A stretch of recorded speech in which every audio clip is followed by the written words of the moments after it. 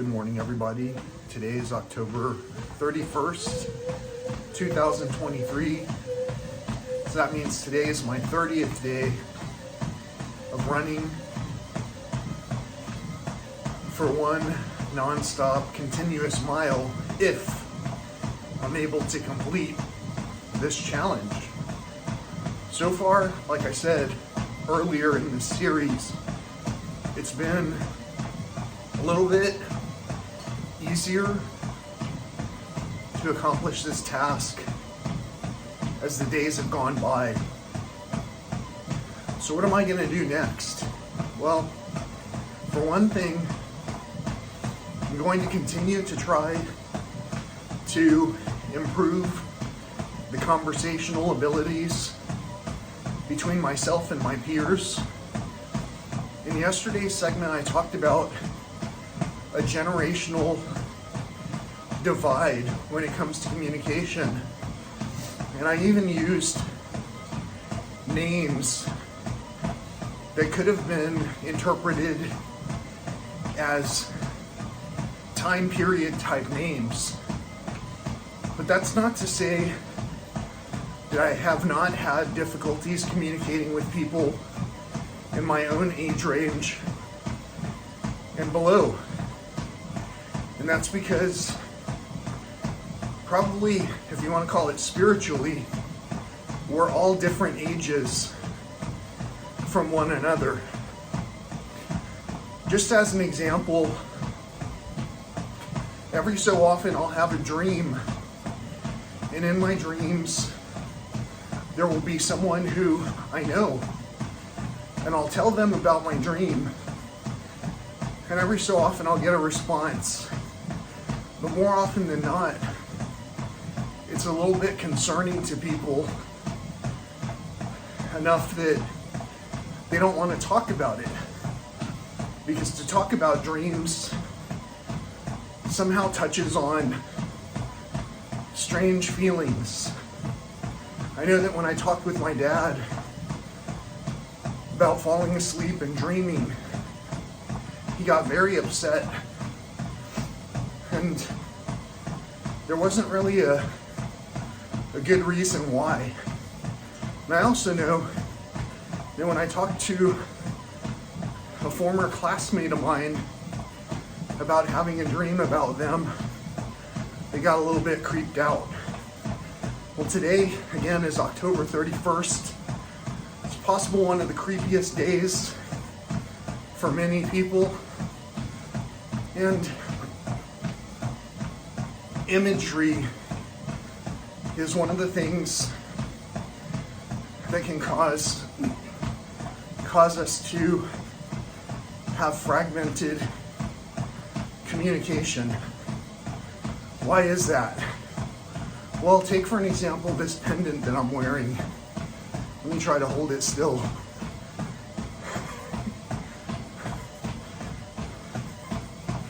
I don't know if that worked. But even that imagery can be quite divisive, because many people will say, well, there are so many wars that were waged over religion. In the story of the religious context, was the person who was crucified waging the war? Or were they just going about trying to help one another, to help one another? Did they perform demonic feats by transforming water into wine? And did they really mean to take this and eat from it? This is my flesh. Or were they trying to say, we probably should regard all of the materials that we are surrounded by, consuming, as if they were the energy of our friend? Well, it's hard to know because, as many people point out, there were a lot of wars that were waged over these thoughts. In a lot of cases, the wars were waged because people wanted control rights. They wanted to be able to proclaim without a doubt their group was the bringer of peace. And if one group and another group wanted to say, no, it's my group, no, it's my group, and if they got to the point where they fought one another, well, I can assure you, neither group was following in the examples of peace. Today I'm going to do something a little bit different. I want to talk about my dream that I had last night. Last night I dreamed about some twins who I went to school with, and their mother. Now, in real life, the twins that I'm referring to, their mother has passed away. In my dream life, I don't know the difference. And so, seeing their mother didn't cause me any kind of an awakening in awareness.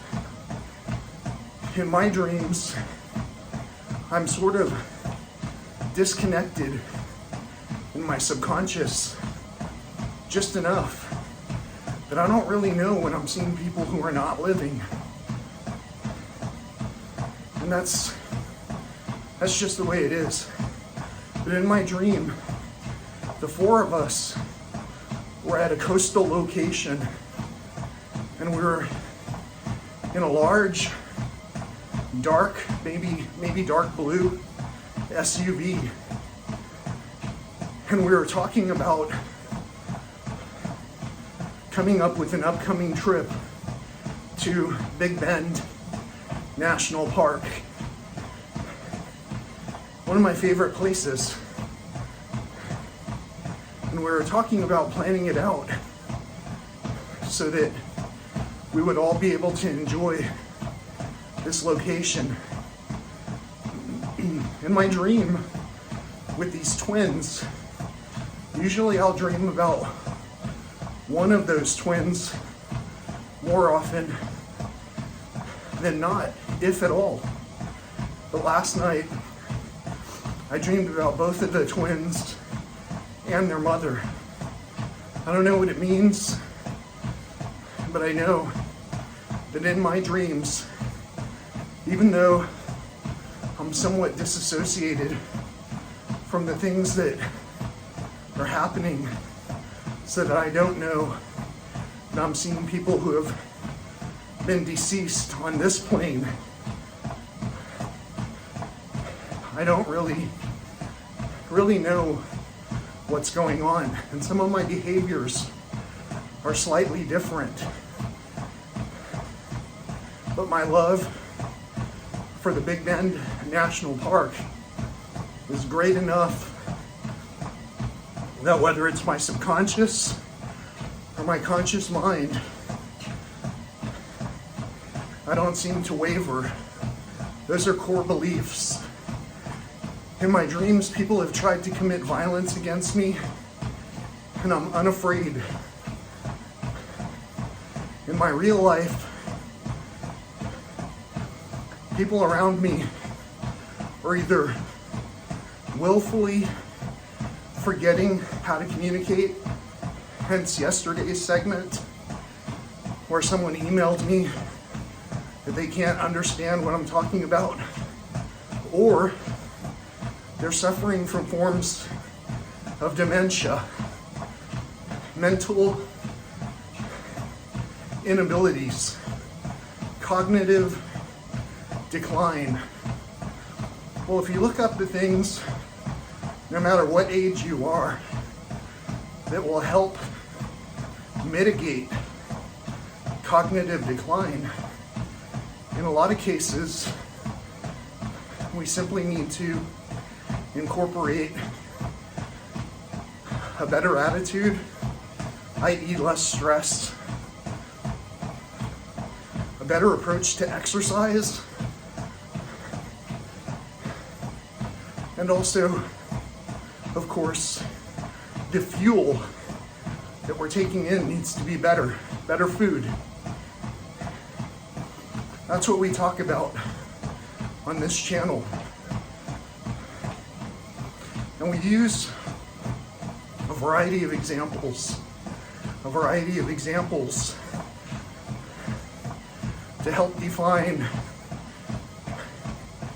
some of these characteristic building blocks that we can at least acknowledge. We can't ever resolve a problem if we don't acknowledge that there was one to begin with. When I hear that, sometimes I think about the Alcoholics Anonymous books that I read as a younger person. Sometimes I think about them enough to recall, even in the AA books, there is talk about deferring some things to a higher power, acknowledging the higher power. So we begin to wonder if it's possible to overcome certain things without acknowledging a higher power. And when I say we, I'm not ordering you to think about this. I'm just suggesting it might be worth considering. Might be worth understanding that the healing process of recovering one's health might be best approached by acknowledging a higher power. And some people, even in a video I made just like this, will get mad that I don't say the name sometimes of that higher power. And until we're able to properly discuss things without just being triggered, I don't know that it matters what anybody says. All I know is that what I do for myself has been the most beneficial thing, most life-changing thing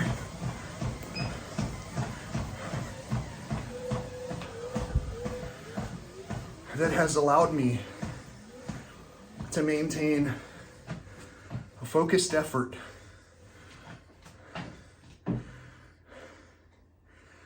of accomplishing goals that I might not have thought were possible without